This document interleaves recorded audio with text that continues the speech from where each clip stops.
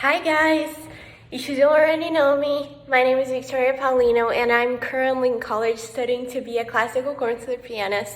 So this is our third video and we will be talking about the classical period. So if you haven't actually watched the second video about the Baroque period, go back and see it so you can understand better what we're going to talk about today.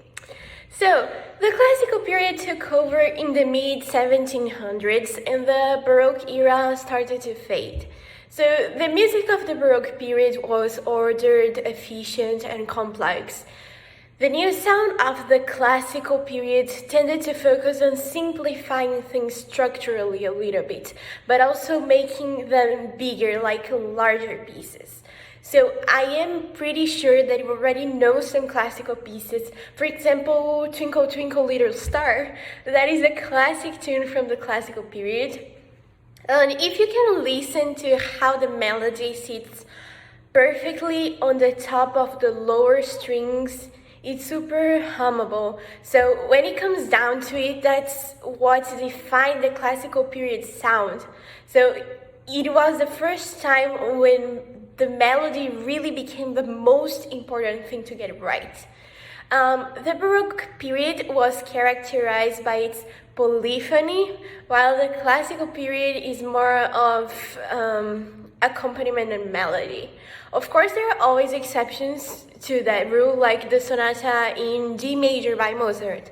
And as always, I'll leave a link on the description for you so you guys can listen to the piece. So let us talk about the instruments. The instruments of the classical period were constantly changing and evolving, but there are two main developments that we can point to. First of all is the piano. Previously, the harpsichord was all over the place in the Baroque period, but it gradually became replaced by the piano because of its ability to play much more softly and subtly than the harpsichord. So, the second major development in the sound in the classical period was the expansion of the orchestra. In the Baroque period, you could expect modest, strings-only orchestras with occasional woodwind accompaniment and a harpsichord. But as woodwind instruments got better and more versatile, they managed to bag their section in a standard orchestra. So Mozart was the composer responsible for popularizing the clarinet, for example. So as I said, the woodwind section became a self-contained section with one or two flutes, two oboes, two clarinets, two bassoons, two horns, and two trumpets. The orchestra was also composed by two kettle drums and strings. And with huge numbers of symphonies now being composed, the orchestra started to resemble the orchestras we see in concert halls today. Other developments included the emergence of the string quartet.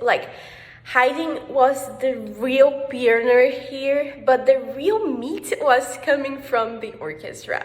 The classical style made more of balance and control, grace and beauty of melody, and the form, the design, became important. And as I said, classical music is basically homophonic.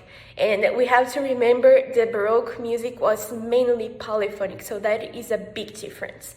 Now, let's talk about my favorite part, which is music for piano.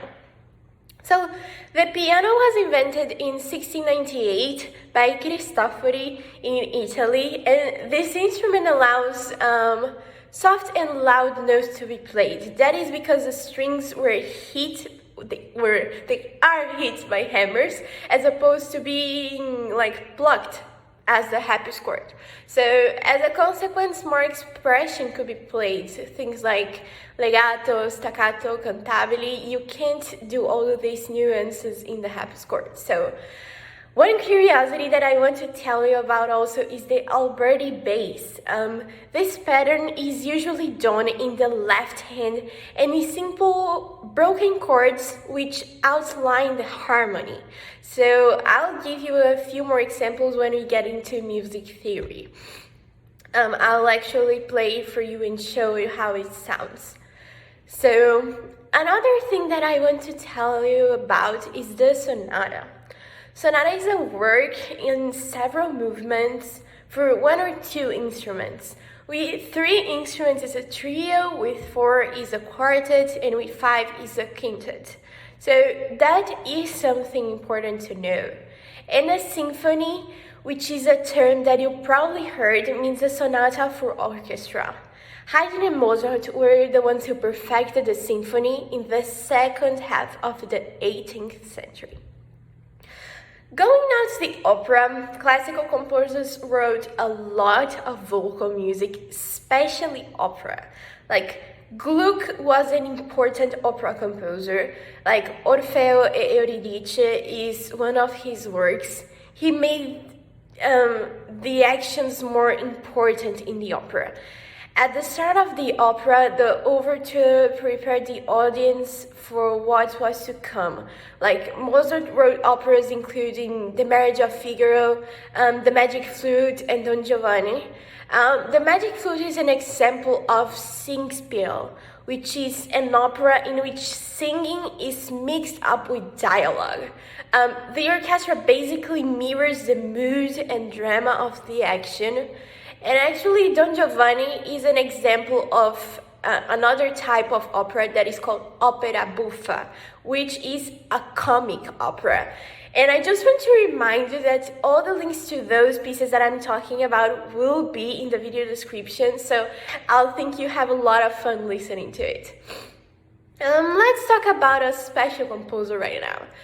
Beethoven usually composed to please himself, and he wrote 32 piano sonatas, 9 symphonies. The 9th symphony is the chorale symphony, and I'm sure that when you listen to it, you will immediately recognize the melody. He also wrote one opera called Fidelio.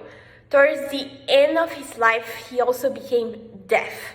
He could still compose and hear the sounds in his head, but he had great difficulty in conducting his works, obviously. So I said Beethoven was special because he modified classical music. His music is weightier and on a larger scale. There is more emotion in his music, and his last movements are usually the most important. So he uses more dynamic contrast and more contrast in pitch. He also increased the size of the orchestra. For example, he often added a third horn and a piccolo, and also added a choir in his 9th symphony that I told you about. So anyways, if you missed something during our video, I'll do a quick review with the main points with you, because I know it is a lot of information to process at once. So I promise though that once you start hearing the music, everything will make more sense to you. Because what is the point of talking about music if we don't listen to it, right? So the main characteristics of classical music are less complicated texture than Baroque. By that I mean the music was homophonic. 2. Emphasis on beauty, elegance, and balance. 3. We have more variety and contrast within a piece than Baroque. And contrast, I mean dynamics, instruments, pitch, the tempo, the key, mood, and timbre, etc. 4th thing is the melodies tend to be shorter than those in Baroque, with clear-cut phrases and clearly marked cadences. Don't worry about those 2 terms now, because we will get into that in music theory. Phrases and cadences, you will soon know what it is. So 5th thing is the orchestra increases in size and in range. The harpsichord also almost fails out of use, and the woodwind became a self-contained section. Also, the sixth thing, the piano takes over, often with Alberti bass accompaniment.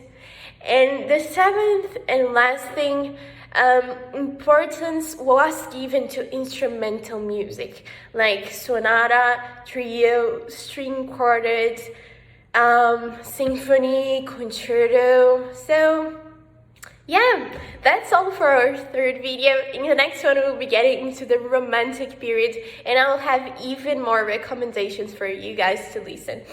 Thank you so much for watching, and I'll see you on our next video. Bye bye!